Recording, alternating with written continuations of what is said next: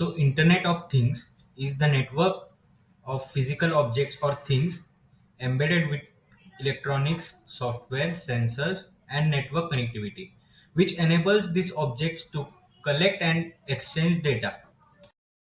Practically, all devices are connected to the internet to monitor and transfer data with other devices in the network. So before getting into IoT, how it works, let's go through few applications of IoT like home automation, manufacturing and industrial automations. IoT is used. Also, IoT is also used in medical and healthcare systems as well as environmental monitoring, infrastructure management, energy management, transportation, agricultural automation, etc. Let's discuss about most commonly happening problem statement. What if you forgot turning lights off at your home and you are out for office? In this case, IoT helps solve this problem. Using IoT, you can control almost any electronic devices at your home. Earlier, हम सिर्फ mobile laptop PC use करके internet पे data transfer कर पाते थे, message कर सकते थे. But now IoT is a game changer in the market. We can control almost every manually used electronic devices remotely, wherever you are, just with a device and active internet connection. So you guys must be thinking how IoT works. The Internet of Things, IoT, also sometimes referred to as the Internet of Everything, consists of all the web-enabled devices that collect, send, and act on the data they require from their surrounding environments using embedded sensors, processors, and communication hardwares.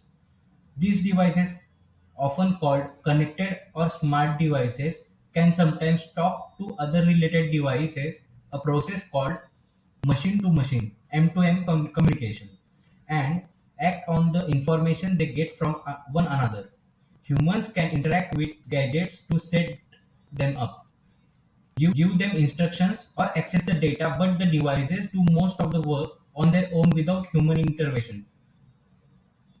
As you can see, the Internet of Things lifecycle consists of collect, communicate, analyze, and act, in which collection phase consists of devices and sensors that are collecting data everywhere.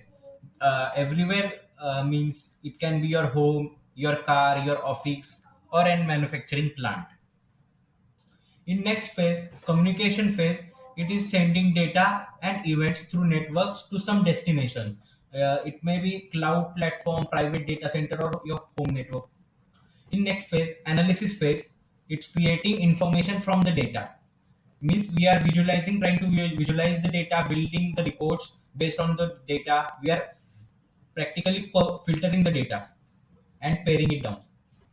The next phase and last phase, action phase, taking action based on the information and data in which communicate in which IoT devices communicate with another machine M2M, send a notification. It can be SMS, email, text, talk to another system. Here, machine to machine communication takes place.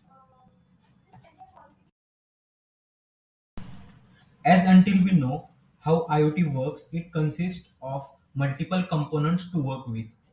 So it also makes big projects complex in order to debug errors and exceptions or runtime errors. But as we work more in IoT, you get used to it. Still, there are many technological challenges of IoT. At present, IoT is faced with many challenges such as scalability, technological standardization, interoperability between devices, discovery, and sometimes we face software complexity as well as data volumes and interpretation challenges. Sometimes we are working with multiple devices and input output devices. So every device requires certain power supply. So managing the power supply, interaction and short range communications, wireless communications, and fault tolerance. Well, let's go through history of IoT. In 1999, the IoT gets a name. Kevin Ashton coins term Internet of Things and establishes MIT's Auto ID Center, which is a global research network academic laboratories focused on RFID and IoT. According to Kevin Ashton, what you believe, like smart water bottle and stuff you get, that's not IoT. It means all those things are not Internet of Things. Kevin Ashton believed IoT could turn world into data that could be used to make macro decisions on resource utilization. Information is a great way to reduce waste and increase efficiency. And that's really what the Internet of Things provide.